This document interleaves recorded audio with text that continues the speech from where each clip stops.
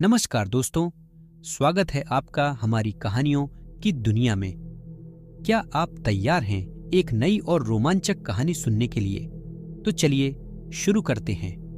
दोस्तों, कुछ सफ़र ज़िंदगी के लिए इतने ज़्यादा डरावने बन जाते हैं कि उनको बाद में याद करके हमें अजीब सा महसूस होता है। मैंने भी अपनी ज़िंदगी में एक ऐसा सफ़र किया था जो मेरी ज़िंदगी का सबसे डरावना सफ़र बन गया था। तो आइए जानते मेरे साथ जुड़े हुए ये डरावनी दास्तां। दोस्तों, मेरा नाम रघुनाथ है और मैं यूपी का रहने वाला हूँ। सालों पहले मैं एक टैक्सी ड्राइवर की नौकरी किया करता था। मैं जिस सेठ के पास काम करता था उसके पास बहुत ही सारी टैक्सियाँ थीं। मेरे अलावा उसके पास बहुत सारे ड्राइवर भी थे जो वहाँ पर काम किया करते थे। हमें सवारियों को एक जगह से दूसरी जगह पर छोड़ना होता था। हम अक्सर एयरपोर्ट से सवारियों को उनके घर तक छोड़ दिया करते थे।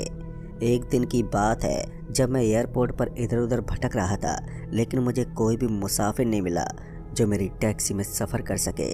थोड़ी देर तक इंतज़ार करने के बाद वहाँ पर कुछ लोग पहुँचे और उन 2-4 जनों को देखकर मैं समझ गया कि शायद ये सफ़र करने वाले ही लोग हैं। फिर वो मेरे पास पहुँचे और बोले, भाई साहब आगे तक चलोगे? तो मैंने उन्हें साफ मना कर दिया क्योंकि मैं अपनी टैक्सी में काफ़ी लंबा सफ़र करना चाहता था, चाहे उसके लिए मुझे पूरी रात ही क्यों ना गुजारनी पड़े। लेकिन फिर उन लोगों ने बताया कि उन्हें पथौर नगर जाना है। उस गांव का नाम सुनकर मैं तो हैरान ही हो गया था क्योंकि मैंने आज से पहले कभी भी उस गांव का नाम नहीं सुना था। इसलिए मैंने उन लोगों से पूछा, लेकिन भाई साहब मैं इस एड्रेस के बारे में नहीं जानता। फिर उन्होंने मुझे पूरे रास्ते के बारे में बताया। तब जाकर मुझे याद आया कि मैं उस गांव से पहले भी कभी गुजर चुका हूँ। इस समय शाम हो गई थी और अब मेरी ये आखिरी सवारी होने वाली थी। इसीलिए मैंने उन लोगों को जल्दी से गाड़ी में बैठने को कहा। उन लोगों ने मेरा किराया भी डिसाइड कर दिया था कि वो मुझे कितना किराया देने वाले हैं, जिससे मैं भी खुश था और वो लोग भी। फिर उसके बाद मैं टैक्सी को स्टार्ट करके वहाँ से निकल पड़ा। धीरे धीरे वक्त गुजरता गया और वक्त गुजरने के साथ साथ सूरज आसमान से गायब हो चुका था और हल्के हल्के अंधेरे ने डेरा डाल लिया। कार की रफ्तार ठीक ठाक ही थी कि इतने में मेरे बगल में बैठे हुए एक सवारी ने कहा, भाई साहब ज़रा 2 मिनट के लिए गाड़ी रोक दीजिए। उस आदमी की बात सुनकर मैंने उसकी तरफ देखते हुए कहा, यहाँ पर गाड़ी रुकवा कर आप क्या करेंगे? फिर उसने बताया कि उसे बहुत ही ज़ोर से टॉयलेट लगा हुआ है, इसलिए उसे गाड़ी से नीचे उतरना है। फिर मैं उससे कुछ बोल नहीं पाया और थोड़ा आगे ले जाकर मैंने गाड़ी को रोक दिया और जैसे ही गाड़ी रुकी तो वो आदमी नीचे उतरा और मैं उसके आने का वेट करने लगा। मगर मैं जैसे ही पीछे घूमा तो मैंने पाया कि वो बाकी के 2 आदमी आराम से पीछे वाली सीट के ऊपर बैठे हुए थे, लेकिन उन दोनों की नज़र मेरे ऊपर बनी हुई थी। पता नहीं क्यों, लेकिन वो दोनों मुझे घूर घूर कर देख रहे थे।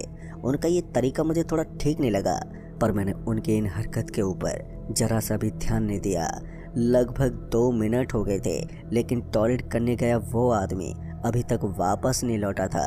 फिर 2 मिनट बीतने के बाद 5 मिनट हुए और 5 मिनट के बाद 10 मिनट भी बीत गए, लेकिन अभी तक वो आदमी नहीं लौटा था।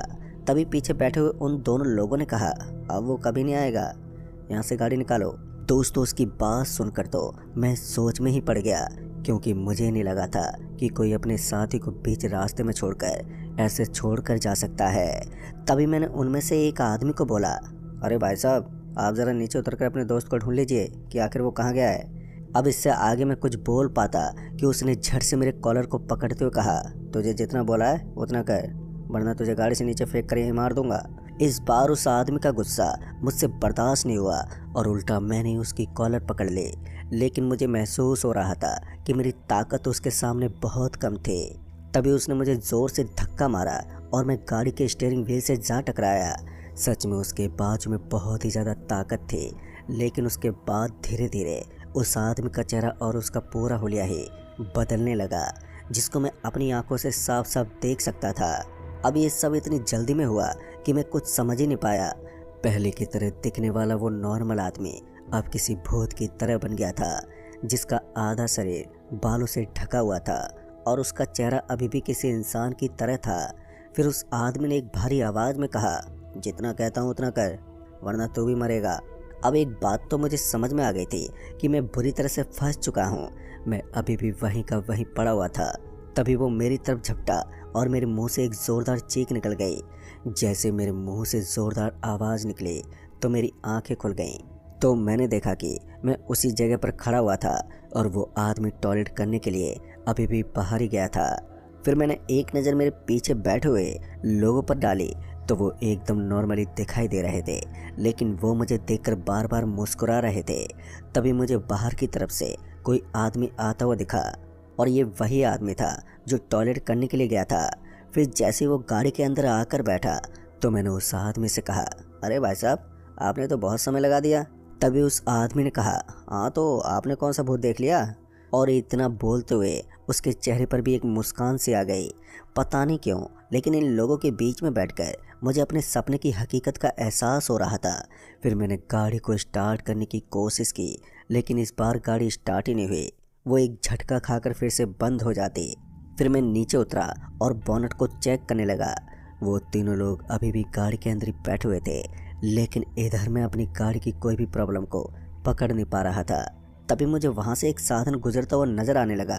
मैंने उसके सामने हाथ दिखाया और अच्छी बात ये थी कि हाथ दिखाते उसने अपनी गाड़ी की स्पीड को कम कर दिया। ये एक ट्रक ड्राइवर था। वैसे तो मैंने बहुत लोगों से सुना था कि रात में ट्रक को कभी रोकना नहीं चाहिए, लेकिन यहाँ पर मेरी मजबूरी कुछ ऐसी हो गई थी। फिर वो ट्रक जैसे मेरे करीब पहुँची तो उसने ब्रेक लगा लिया। मैंने उसे अपनी प्रॉब्लम के बारे में उस ड्राइवर को बताया तो उस ट्रक ड्राइवर ने अपनी ट्रक को साइड में खड़ा कर लिया और नीचे उतरकर गाड़ी के पास पहुंच गया।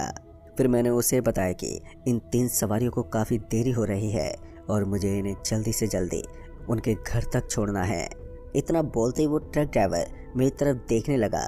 मुझे समझ में नहीं आ रहा था कि वो मुझे इस तरह हैरानी भरी नज़रों से क्यों देख रहा है। फिर उस ट्रक ड्राइवर ने कहा, भाई साहब, आपने नशा वशा किया है क्या? गाड़ी के अंदर तो मुझे कोई भी नहीं दिख रहा है। उस ट्रक ड्राइवर की बात सुनकर, जिसका नाम शांतनु था, मैं बहुत चक्का रह गया, क्योंकि उसकी कही गई बातें झूठी नहीं थी। और जब मैंने गाड़ी में देखा तो गाड़ी के अंदर मुझे भी कोई नज़र नहीं आ रहा था। लेकिन ऐसा कैसे हो सकता था? महज 2 मिनट पहले ही मैंने गाड़ी के अंदर उन लोगों को देखा था। ऊपर से मुझे गाड़ी का दरवाज़ा खुलने की भी आवाज़ नहीं आई थी। फिर मैंने शांतनु को कहा, लेकिन भाई साहब, मैं उनको छोड़ने के लिए ही यहाँ पर आया था। मेरी बात सुनकर उसका चेहरा भी थोड़ा डरा सहमा बन गया। फिर उसने कहा, ज़रा 1 मिनट रुको। फिर वो गाड़ी के पास गया और उसका दरवाज़ा खोलकर अंदर देखने लगा। लेकिन हैरानी तो इस बात की थी कि गाड़ी के किसी भी कोने में कोई भी नज़र नहीं आया। शांतनु मेरे पास आया और उसने कहा, लगता है आज आपने कुछ ज़्यादा ही पी ली है। फिर मैंने उसे बताया कि मैं शराब जैसी चीज़ से दूर रहता हूँ, मगर उसे मेरी बात पर विश्वास ही नहीं हो रहा था। लेकिन फिर शांतनु के कंधे पर अचानक ही किसी ने हाथ रख दिया और जैसे ही शांतनु ने पीछे पलट कर देखा तो उसने पाया कि जैसा मैंने अपने सपने में देखा था, वो बिल्कुल उसी तरह दिखने वाला आदमी था। अब ये देखकर मेरी तो हालत पतली पड़ गई थी। मुझे तो लगा था कि शांतनु बुरी तरह से डर जाएगा, लेकिन ऐसा नहीं हुआ। उल्टा शांतनु ने उसके सामने खड़े होते हुए कहा, कौन हो तुम? शांतनु की हिम्मत देखकर मुझे भी थोड़ा साहस मिल रहा था, लेकिन ये साहस कुछ देर का ही था। उसने हम दोनों को एक साथ पकड़ा और फिर हमें नीचे गिरा दिया। हम दोनों बीच सड़क पर गिर पड़े थे और फिर गाड़ी की हेडलाइट ऑन हो गई। और गाड़ी की हेडलाइट ऑन होने के बाद ये बात तो साफ थी कि वो गाड़ी हम दोनों को कुचलने के लिए हमारी ही तरफ बढ़ने वाली थी। इसलिए शांतनु ने जल्दी से मुझे ट्रक में बैठने का इशारा किया, क्योंकि अब ट्रक ही एक ऐसा जरिया था जो हम दोनों को बचा सकता था। उसके बाद शांतनु तो भागता हुआ ट्रक में बैठ गया, लेकिन उस गाड़ी ने मुझे एक ज़ोरदार टक्कर मार दी। टक्कर इतनी ज़ोर की थी कि मैं ट्रक के सामने जाकर गिरा था और मेरी हड्डी पसलियों में बहुत ही ज़ोरदार चोट आ गई थी। गाड़ी फिर से मेरी तरफ बढ़ रही थी, लेकिन इस बार शांतनु ने मेरी मदद की और उसने मुझे किसी तरह से ट्रक के अंदर बैठा लिया। फिर शांतनु ने ट्रक का एक्सीलरेटर दबाया और ट्रक को तेज़ी से निकालने लगा। ट्रक को भगाते समय उसने हेडलाइट को ऑफ कर लिया था और सड़क के ऊपर का नज़ारा अब दिखना भी बंद हो गया था। मैंने शांतनु से कहा, भाई साहब, आपने ट्रक की हेडलाइट क्यों बंद कर दी? अगर ऐसा ही चला तो हम दोनों कहीं किसी साधन से टकरा जाएंगे। तब शांतनु ने बताया कि मुझे इसकी परवाह करने की ज़रूरत नहीं है, वो उसका रात दिन का काम है और ये सड़क सच में ही भूतिया है और ये उसका पहला ट्रैवल नहीं है जिसमें वो रात में इस सड़क से गुजरा हो। फिर थोड़ी देर के बाद ट्रक उस सड़क को क्रॉस करके आगे आ गई थी। इस बार उसने ट्रक की हेडलाइट को ऑन कर दिया हेडलाइट को ऑन करने का मतलब साफ था कि सब कुछ नॉर्मल हो चुका था। पर तभी मुझे उस शांतनु नाम के ट्रक ड्राइवर ने बताया कि अभी तक सब कुछ सामान्य नहीं हुआ है। वो गाड़ी हमारे आगे पीछे कहीं से भी टक्कर मार सकती है, लेकिन अच्छी बात ये थी कि हम अब ट्रक में बैठे थे, जिससे हमारा कुछ नहीं बिगड़ेगा। लेकिन शांतनु ने मुझसे कहा कि फिर भी तुम ट्रक में मौजूद अपनी परछाई को मत देखना। अगर तुमने अपनी परछाई को देख लिया तो फिर वो आत्मा तुम्हारे शरीर में सवार हो जाएगी। अब ये सुनकर मेरी तो आंखें बंद हो गई थी और लगभग 10 से 15 मिनट बीतने के बाद जाकर मुझे होश आया, क्योंकि अब ट्रक ड्राइवर शांतनु मुझे एक होटल के पास छोड़ चुके थे। उस होटल के पास जाकर मुझे थोड़ा अच्छा महसूस हुआ, लेकिन मेरे हाथ पर काफ़ी जख्मी हो गए थे और उनसे खून आ रहा था। तो शांतनु साहब ने मेरी काफ़ी मदद की और उन्होंने मेरे हाथ पैर के ऊपर पट्टी बांध दी। फिर मैं उस होटल में रुक गया और उस रात शांतनु भी मेरे साथ ही रुके थे। अब बस मुझे इंतज़ार था तो जल्दी से सुबह होने का। फिर धीरे धीरे समय बीता और समय बीतने के साथ कब सूरज आसमान में छा गया पता ही नहीं चला। सुबह होते मैं जल्दी से बस पकड़कर वापस से अपने इलाके के लिए रवाना हुआ।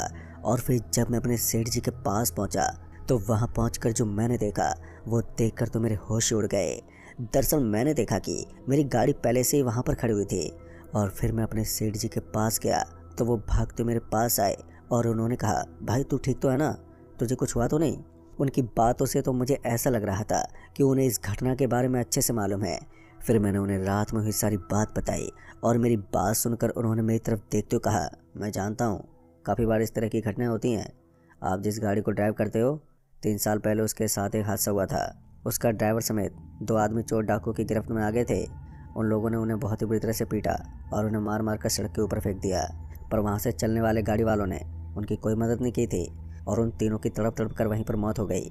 उस दिन के बाद से वो तीनों लोग उसी दिन लिफ्ट मांगते हैं जिस दिन उनकी मौत हुई थी, और इत्तेफाक से आप उस दिन गाड़ी में थे। और ऐसे हादसे पहले भी बहुत सारे ड्राइवर के साथ हो चुका है। दोस्तों, अपने सेठ जी की पूरी बात सुनकर मुझे उसके ऊपर बहुत गुस्सा तो आया, लेकिन मैं उससे कुछ बोल नहीं सका क्योंकि उसकी लापरवाही की वजह से किसी की भी जान जा सकती थी। फिर उसके बाद मैंने उस काम को छोड़ दिया क्योंकि इस तरह के काम से मुझे क्या लेना देना जिसकी वजह से मेरी जान ही चली जाए। तो दोस्तों, इस कहानी में बस इतना ही। कहानी आपको पसंद आई हो तो वीडियो को लाइक शेयर कमेंट ज़रूर कर दें और साथ ही चैनल पर अगर नए हैं तो चैनल को भी सब्सक्राइब ज़रूर कर दें। तो मैं आपका दोस्त राजकुमार जल्द ही मिलूँगा ऐसी एक और कहानी के साथ। तब तक के लिए बाय एंड टेक केयर।